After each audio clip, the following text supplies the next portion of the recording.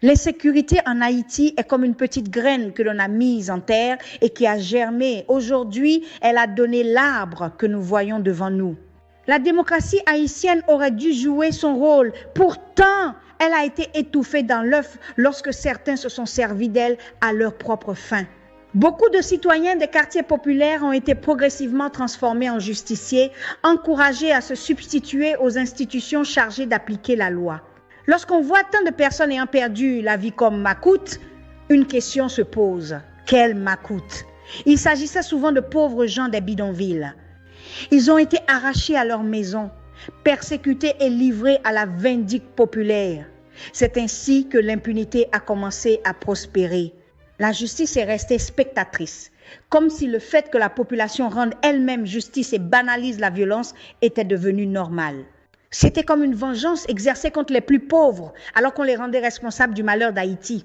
Pourtant, les grands macoutes, ceux qui avaient un nom et un rang, ont continué à jouir du pouvoir et de leurs privilèges sans difficulté.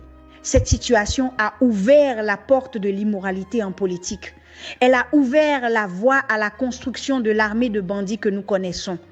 Le pays est entré dans un mouvement de violence systémique où les cadavres s'accumulaient pendant que la justice restait les bras croisés. La normalisation de la violence s'est installée, le travail des bandits était récompensé. Le crime et l'impunité sont devenus deux jumeaux inséparables. Les libertés ont été restreintes. On demandait même aux parents d'écrire le nom de leurs enfants sous leurs chaussures pour pouvoir les identifier. Ces pratiques ont institutionnalisé le banditisme. Si vous étiez dans le camp du pouvoir, vous bénéficiez d'un laissez-passer. Le pouvoir vous protégeait. La justice était politisée. Chaque institution avait son maître. L'assassinat de la policière Christine fut un message clair adressé à ceux qui voulaient résister. Cette logique de conservation du pouvoir a conduit à la dissolution de l'armée et à la création de nouveaux déséquilibres institutionnels. La société était épuisée par la violence qu'elle subissait. Cela a fini par soutenir le changement de régime et le départ du président. Pourtant, les bandits n'ont jamais cessé leurs activités. Les alliés du régime continuaient à utiliser le même langage de violence. La menace demeurait. La vie humaine s'est banalisée.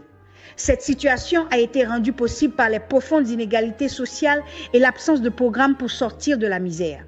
À l'arrivée de Michel Martelly, le terrain demeurait piégé. Une stratégie d'équilibre a été recherchée afin de gouverner et de préserver la stabilité.